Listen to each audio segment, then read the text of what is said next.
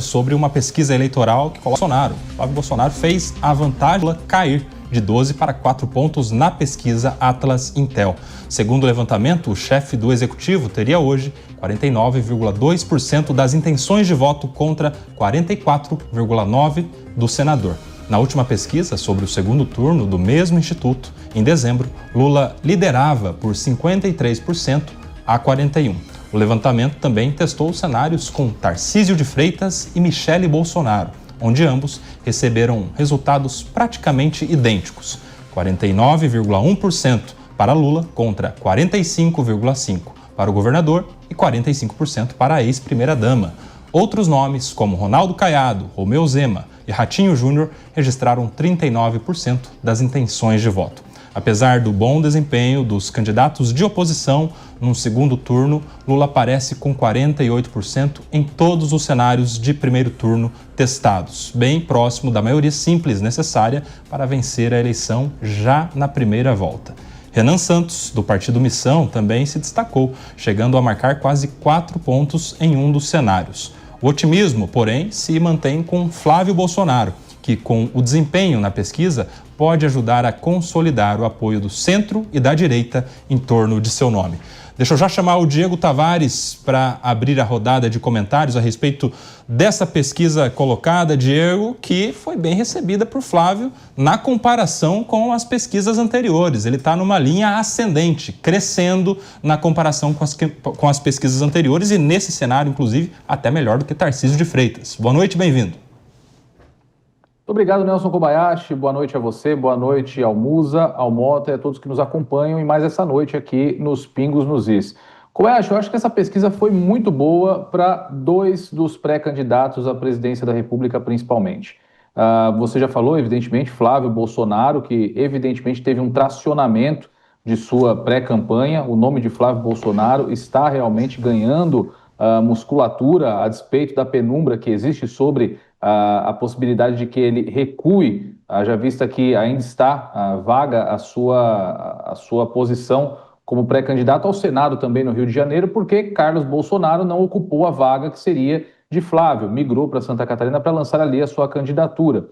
Então ainda existem pessoas que ainda dizem que Flávio Bolsonaro tem grandes chances de recuar para ocupar esse espaço de pré-candidato ao Senado do Rio. Mas a candidatura dele realmente, do ponto de vista estatístico, nos números dessa e de outras pesquisas, parece ter tracionado. Outro dado muito importante também desse levantamento é que a rejeição de Flávio Bolsonaro e do atual presidente da República se encontra no mesmo patamar, dentro da margem de erro, praticamente em um empate técnico, o que também faria com que Flávio Bolsonaro chegasse às eleições de 2026 com muito mais competitividade do que em relação ao que se dizia, ao que se apontava nos levantamentos do ano anterior. E o outro nome que eu acho que se saiu muito bem, você também citou na chamada da nossa reportagem, é o nome de Renan Santos, do recém-fundado partido Missão. Renan Santos é alguém que nunca participou de eleições, é líder de um movimento muito relevante, o Movimento Brasil Livre, mas nunca participou de eleições e pontuando com quase 4% em alguns dos cenários testados, ele empata e muitas vezes até passa o nome de alguns governadores de estado. Isso não pode ser desprezado de forma alguma no processo eleitoral e acho que é uma fagulha diante de muitas propostas semelhantes na direita daquilo que nós chamamos de terceira via. 4% não é algo a ser desprezado. E ainda que Renan não consiga chegar ao segundo turno, mesmo considerando a possibilidade de que ele cresça muito, porque é o candidato mais desconhecido do tabuleiro que se propõe, o fato é que ele pode fazer com esse resultado, esse possível resultado nas urnas do Partido Missão, um grande partido já após o primeiro ciclo eleitoral, elegendo uma bancada mais volumosa de deputados federais e deputados estaduais no território do país. Essa eleição está prometendo muita coisa, viu? Eu acho que é cedo demais para a gente traçar aí qualquer cenário definitivo a respeito do resultado. Deixa eu também chamar aqui o Bruno Musa, de volta das suas merecidas férias, agora no time dos Pingos nos Is. Bruno Musa, bem-vindo, boa noite. Quero também já a sua análise desse cenário de pesquisa trazido pela Atlas Intel, que demonstra nas comparações uma distância que era de 12, caindo para 4 pontos entre Lula e Flávio Bolsonaro. Bem-vindo. Significativo, né, Cobá? Muito boa noite a todos que nos escutam, a você, obrigado a todos, um grande prazer fazer parte agora da bancada do Pingo nos Is diariamente. Bom, é expressivo, hein? Muito mais expressivo do que talvez alguns pudéssemos prever há pouco tempo atrás. Eu lembro antes de eu sair de férias esses dias, a gente mencionou que teria uma probabilidade, ou eu pelo menos acreditaria nessa probabilidade de crescimento da candidatura do Flávio, até porque ele vem desde o começo se colocando como alguém mais ao centro, alguém mais ponderado do que o próprio Jair Bolsonaro. Isso não significa juízo de valor a esse posicionamento do pai, no meu entender, mas sim é o que grande parte do público estava pedindo, alguém mais ao centro. Nós vimos, inclusive, na pesquisa, a rejeição dele tendo uma redução marginal, mas, ao que me parece, me corrija aqui, já está, inclusive, de forma marginal, menor do que a do próprio Lula. Então, são números significativos a serem levados em consideração, afinal de contas, a campanha, de fato, ainda não começou. Lula tem uma rejeição difícil de romper os 50% e tem um ponto aqui importante, Cobá. Vale lembrar que Lula, ou PT, melhor dizendo, governa o país em mais de 70%, mais ou menos 72% desse século, que já temos um quarto dele, 25 anos. Ou seja, significa que Lula não apenas está em campanha há 2 décadas, como ele governa o país direta e indiretamente há muito tempo. Então, ele já é um candidato conhecido. É isso que eu quero dizer. Ao passo que o Flávio, ele sequer começou a candidatura dele de maneira oficial, é uma pré-candidatura ainda, e é a primeira vez que ele está concorrendo. Então, claro, ele puxa os votos do próprio pai pelo sobrenome, mas ao que parece, pelo menos nessa pesquisa com essa queda brutal da diferença entre ambos, significa que ele está começando a conseguir chegar o seu discurso a quem se considera mais ao centro. E a grande disputa eleitoral está justamente aí, nesse bolo. Então, é uma notícia extremamente relevante para a pré-campanha de Flávio Bolsonaro.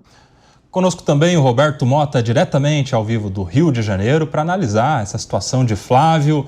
Você recebe com otimismo esta pesquisa, Mota? Bem-vindo, boa noite. Eu recebo todas as pesquisas do mesmo jeito, Koba, com profundo ceticismo, porque, afinal de contas, eu sou brasileiro. Boa noite para você, boa noite aos meus colegas de bancada, boa noite à nossa audiência. Mais uma pesquisa. Provavelmente, daqui até as eleições, nós vamos ter uma pesquisa por dia, no mínimo. Essa pesquisa entrevistou 5.000 pessoas no ambiente virtual. É possível, a partir disso, tirar conclusões seguras sobre as preferências do eleitorado? A estatística parece dizer que sim, mas a política recomenda prudência, especialmente porque estamos no Brasil. Agora eu quero perguntar para você, Diego Tavares, da situação de Tarcísio de Freitas, porque é natural que alguém que comece uma pré-campanha, comece a rodar, comece a fazer relacionamentos pensando na campanha eleitoral de 2026, tenda a crescer nas pesquisas, né? Assim como aquele que rejeita, rechaça publicamente, descarta a possibilidade de disputar a presidência, pelo contrário, até manifesta um apoio público à pré-campanha de Flávio, que ele ou estagne ou diminua. Você acha que tem a ver também com esse movimento, a evolução dessa pesquisa? Eu não tenho dúvida, Kobayashi. As declarações expressas, verbais do governador Tarcísio de Freitas a respeito de seu apoio a Flávio Bolsonaro, sem dúvida nenhuma, causaram esse impacto. É sempre bom a gente lembrar, nós aqui vivemos, respiramos a política no seu dia a dia. As pessoas, em geral, por mais que tentem estar atentas, aqueles que tentam estar atentos à política, não se conectam com uma forma muito impactante com a política de modo geral. É a pessoa que sai cedo de casa, vai para o seu trabalho, chega à tarde, passa uma pequena quantidade de tempo com a sua família e fica sabendo dos fatos políticos ali, nos pequenos lapsos no qual se transporta, no qual transita até o trabalho, onde tem contato com uma notícia ou outra. E só dessa pessoa saber, evidentemente, que o governador Tarcísio, alguém muito popular, alguém de quem se esperava uma candidatura, inclusive uma grande expectativa, não só de muita gente na classe política, mas também de muitos dos brasileiros, só o fato dessa pessoa tomar conhecimento de que Tarcísio declarou seu apoio a Flávio Bolsonaro já é muitas vezes um fator modificativo da intenção de voto dessa pessoa. Então, Flávio Bolsonaro muito possivelmente também tracionou a sua candidatura em razão desse apoio expresso de Tarcísio, que se retirou, pelo menos de forma expressa, pelo menos foi o que ele verbalizou, se retirou da corrida presidencial para focar em sua própria reeleição. Agora, também tem o mérito aí Flávio Bolsonaro, que tem se portado da maneira que o eleitor, principalmente esse eleitor de centro a quem o Musa fez referência, espera. Tem mostrado posições um pouco mais moderadas em relação ao próprio pai, em relação ao próprio bolsonarismo, de modo geral, alguém que nos últimos dias tem pregado a união da direita, muito embora, nós até comentamos isso aqui, é muito fácil pregar a união quando a união se destina à sua própria candidatura, mas é exatamente isso que Flávio tem que fazer. Ele tem jogado o jogo de forma correta, claro, com algumas pontuais derrapadas, a exemplo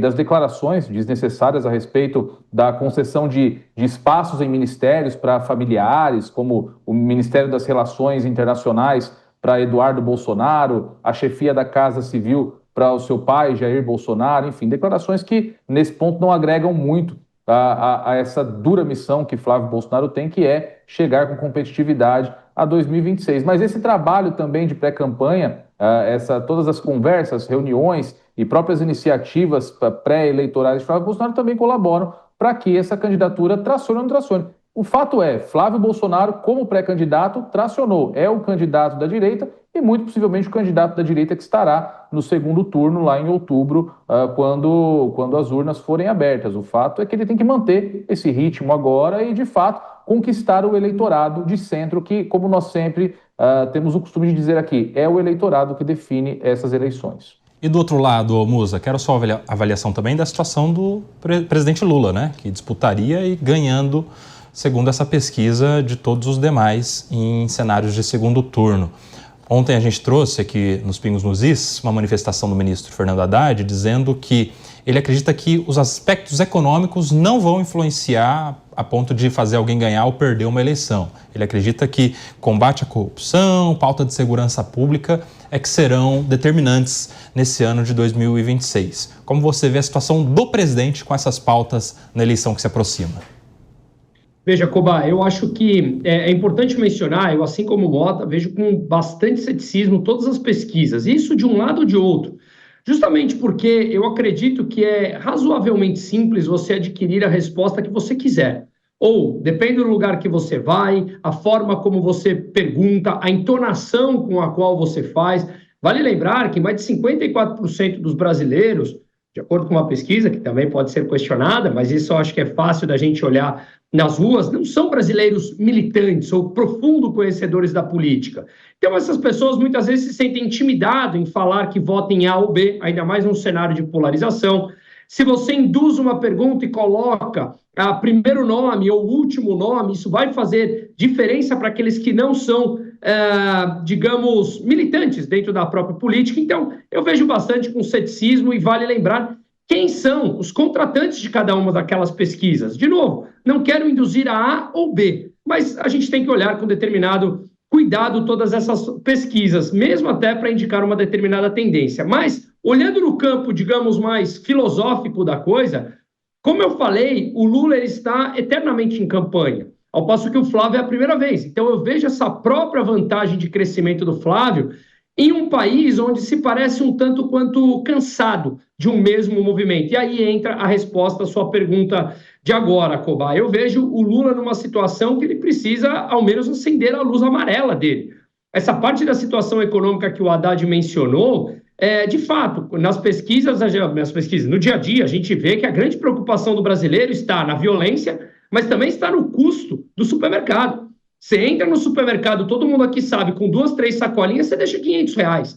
E isso pesa no bolso, especialmente do brasileiro mais pobre. Isso é economia. E por que o preço sobe? Uma moeda que desvaloriza. Por que a moeda desvaloriza? Porque o governo não cuida do fiscal, gasta mais do que arrecada, precisa se endividar mais, juros sobe. Enfim, todo aquele mecanismo econômico que é disparado através de uma irresponsabilidade fiscal. Então, eu vejo que essa parte econômica, por mais que os números da inflação estejam comportados, a gente, quando começa a entender o que é a inflação, o que é o IPCA, você vê que uma boa parte do IPCA são preços administrados, que o governo consegue controlar, seja de transporte, seja do combustível que a Petrobras mantém quase que um semi-monopólio dentro do mercado. A gente vê em preços de energia elétrica que também são relativamente administrados pelo próprio governo. Então o IPCA ele parece comportado, mas aquilo que mostra no dia a dia, ir ao supermercado pesa no bolso do brasileiro. Então eu acho que o presidente Lula e o PT como um todo, como tem uma visão de mundo completamente diferente das demandas do século XXI,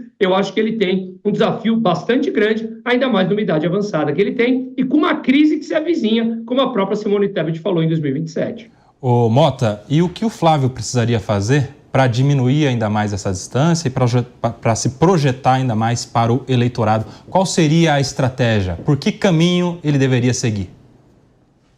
Essa é a pergunta de muitos milhões de dólares, né, Koba? Se eu tivesse essa resposta, eu ligava para o Flávio e dizia para ele, mas eu não tenho, Koba, eu não sei o que o Flávio precisa fazer para diminuir a diferença numa pesquisa que, como todas as outras pesquisas, eu vejo com muitas reservas, né? Eu insisto nesse meu ceticismo porque eu, além de ser cético, eu não consigo entender essas pesquisas. Tá?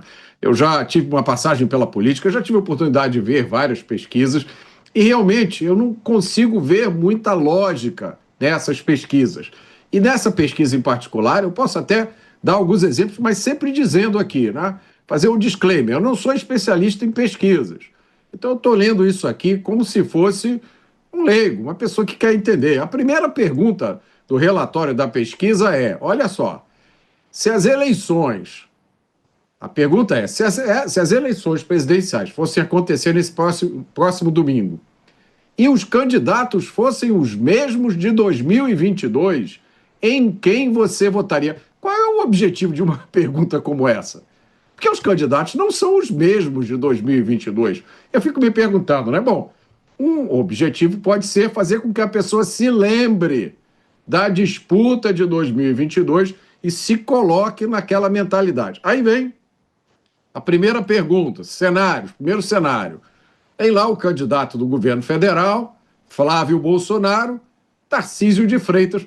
Ora, é totalmente improvável que Flávio e Tarcísio sejam candidatos concorrentes.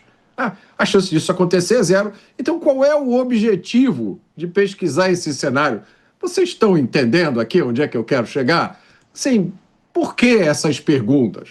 Aí tem outro cenário, tem Flávio, Romeu Zema, Ratinho Júnior concorrendo entre si. Mais uma vez, eu acho que a probabilidade de Zema ser candidato disputando com o Flávio é minúscula. Mas por que isso está aqui? Aí vamos lá, tem várias perguntas como essas que a gente pode fazer. Aí nós vamos para os famosos cenários do segundo turno. Tá? Tá aqui a diferença de 4% de Flávio para o candidato do governo. Mas a diferença de Michele para o candidato do governo também é 4%. A diferença de Tarcísio para o candidato do governo também é 4%. A diferença de Bolsonaro para o candidato do governo também é 4%, no caso é 3%, 3%, 4%. Mas por que Bolsonaro está aqui se Bolsonaro não vai ser candidato? Entendeu?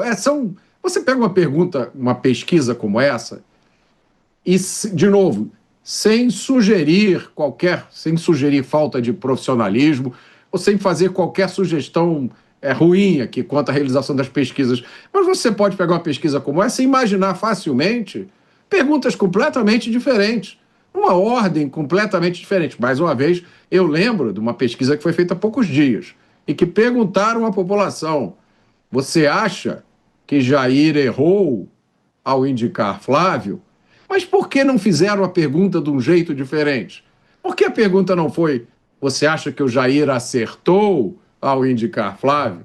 A forma com a qual você faz a pergunta, a ordem com que você faz as perguntas fazem toda a diferença. Eu digo que meu colega advogado sabe como fazer uma pergunta indutiva numa audiência, né, Diego? Fugir ali dos impeditivos processuais e, de fato, não é uma crítica à boa-fé do Instituto, não. É uma crítica à metodologia, né, Mota? Ô, Diego, agora eu quero te perguntar a respeito desses cenários aí que a pesquisa testa, que o Mota bem ressalta. Tem zero chances de ter Tarcísio e Flávio numa mesma disputa? Mais ainda, tem zero chances de o Zema, por exemplo, disputar se o Flávio for candidato? Porque há quem diga que ele seria um nome para ser vice também. Olha, Kobayashi, nada na política é questão de zero chances. É só se, olha, e que Deus guarde a vida de todos eles, mas caso algum deles venha a perder a vida, é que tem zero chance de não estar na urna em outubro de 2026. Tudo pode acontecer na política. Alianças se formam e se rompem todos os dias. Então, até mesmo esse cenário, por mais que as chances sejam muito baixas de que nós tenhamos um cenário com Flávio e Tarcísio nas urnas, é um cenário que pode acontecer. Todos os cenários testados, inclusive, na pesquisa, têm, em maior ou menor grau, uma probabilidade de que de fato ocorram. Porque nesse sentido, e abrindo aqui um pequeno contraponto ao Musa e ao Mota sobre o ceticismo da pesquisa, toda a pesquisa tem que ser encarada mesmo com um certo ceticismo, porque a pesquisa não é um mapa das eleições, ela não mostra aquilo que realmente vai acontecer, porque se algum instituto tivesse condições de apontar exatamente aquilo que aconteceria nas eleições, nós não teríamos nem por que esperar muito tempo para fazer eleições ou realizar um processo tão custoso quanto é o processo eleitoral. Bastaria fazer uma pesquisa por intermédio de um instituto público e conceder o mandato àqueles que saíssem melhor, pontuando melhor nas pesquisas. A pesquisa ela não é um mapa, a pesquisa é uma bússola. Ela aponta a tendência, o crescimento, a diminuição ou crescimento também da rejeição de um candidato, e isso ajuda com que os candidatos se posicionem, com que os candidatos adequem seu discurso. As pesquisas também trazem recortes sobre faixa etária do eleitor, sobre grau de escolaridade, sobre renda familiar, enfim, para que justamente os candidatos tenham esse norte de para onde direcionar as suas campanhas, onde eles têm mais facilidade de angariar mais votos ou o público que eles não devem investir, porque já é um público que, de repente, tem um candidato que é mais favorito. Enfim, nenhuma defesa aqui aos institutos de pesquisa. Nós que estamos mais próximos da política, sabemos que, como em todos os aspectos da vida do brasileiro, também existe corrupção em alguns institutos de pesquisa que manipulam resultados. Mas, enfim, a pesquisa funciona nesse sentido como uma bússola, não como um mapa. E a tendência que vem sendo apontada, ela se repete em muitos outros institutos. Esse fortalecimento da candidatura de Flávio Bolsonaro, a diminuição da rejeição dos candidatos que tem o sobrenome Bolsonaro, tudo isso tem aparecido não só na pesquisa que nós estamos repercutindo agora, mas em vários outros institutos de pesquisa. Então, não deixa de ser um instrumento válido para que cada um dos candidatos aí calibrem a sua bússola e optem, inclusive, nesse período, em se lançar candidatos ou não. Você me perguntou sobre os cenários possíveis. Muito embora a Zema tenha se colocado de forma muito enfática como candidato, inclusive já depois do lançamento da candidatura de Bolsonaro, já foi questionado algumas vezes se poderia ser o vice de Bolsonaro, tendo rechaçado essa possibilidade. Ele pode olhar as pesquisas e decidir, olha, com esse percentual que eu estou apresentando aqui, eu acho melhor eu fazer outro tipo de composição, acho que eu posso servir melhor ao meu campo político, funcionando como um bom cabo eleitoral, do que como um candidato para apoiar o candidato da direita num eventual segundo turno. Enfim, as pesquisas elas não cravam nenhum resultado, mas também não descartam nenhuma espécie de cenário. Funcionam apenas para que todo político possa calibrar a sua rota daqui até as eleições. Quero te ouvir também, Bruno Musa. Sem dúvida nenhuma, a sua pergunta que você fez para o Diogo, eu dei risada, porque é justamente isso. Se na política a gente não tem como dar 100% de nada, no Brasil, onde o passado é incerto, menos ainda, né? Fica simplesmente um jogo de futurologia aqui. Mas me parece que o cenário começa a desenhar. Eu acho que o tempo vai mostrar isso. Pode parecer muito pouco tempo de hoje, 21 de janeiro, até março, ali final de março, quando de fato os nomes precisam ser colocados à mesa, mas a verdade é que tudo pode mudar muito. De novo, o ceticismo da pesquisa, como foi colocado por todos aqui, ele é evidente, mas, no meu entender, também fica óbvio que as pessoas tomam decisões pautadas nelas, inclusive os próprios políticos, as próprias decisões políticas acreditam que é uma tendência em cada uma dessas pesquisas, apesar de eu achar que cada um deve ter as suas próprias pesquisas internas de mais confiança. Mas eu acho que é impossível você dar um cenário hoje tudo pode mudar. Eu lembro quando o Flávio anunciou sua pré-candidatura, a gente falou okay, que nada estava escrito em pedra e continua achando que não. De novo, no Brasil até o passado pode ser incerto, as regras mudam no meio do jogo, mas me parece que o cenário começa a se desenhar e o Flávio cada vez ele desponta como um nome que sim, ele vai ser bastante competitivo. Agora são 18 horas e 26 minutos, aquele rápido intervalo para você que nos acompanha pela nossa rede de rádios. Por aqui, Mota, quero te ouvir também sobre esses outros personagens aí, os outros pré-candidatos. O Ronaldo Caiado, o Zema, o Ratinho Júnior, o Renan Santos e tantos outros que vão se colocando aí. Até o Aldo Rebelo foi testado na pesquisa também, enfim. E eles com porcentagens muito distantes dos dois que sempre aparecem mais adiante, né? Como você vê esses outros tantos pré-candidatos? Alguns deles são realmente políticos com um futuro e com perspectivas grandes de exercer cargos importantes, inclusive o de presidente. Outros não são. Outros têm projetos diferentes. Eu sempre disse aqui que há várias razões para alguém lançar uma candidatura. Ganhar a eleição não é sempre a razão principal. Uma campanha movimenta muitos recursos, dá muita exposição na mídia. Uma campanha bem-sucedida pode fazer com que o candidato perca ganhando, saia muito maior do que entrou.